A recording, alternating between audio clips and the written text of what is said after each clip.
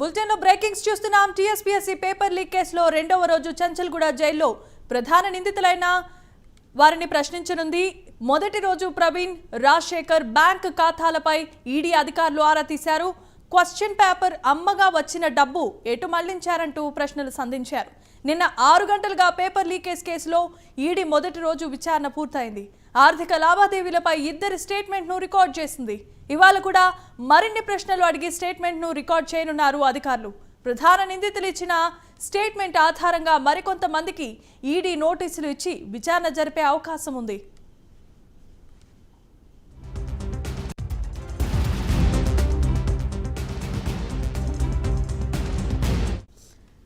ఇక ఇదే అంశానికి సంబంధించి మరింత సమాచారాన్ని మా ప్రతినిధి కుమార్ ఫోన్ ఇన్ ద్వారా అందిస్తారు.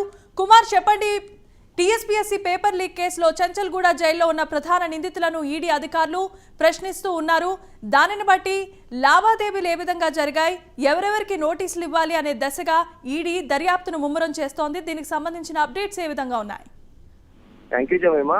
ఈ టీఎస్పీఎస్సీ పేపర్ లీక్ కేసులో నిన్న మొదటి రోజు ఈడీ అధికారులు కోర్టు అనుమతితోని చంచల్గూడ జైల్లోని ఈ ప్రధాన నిందితులు ఎవరైతే ఉన్నారో ప్రవీణ్, రాజశేఖర్ రెడ్డిని చంచల్గూడ జైల్లో తన న్యాయవాది ముందే వీళ్ళని విచారించడం జరిగింది.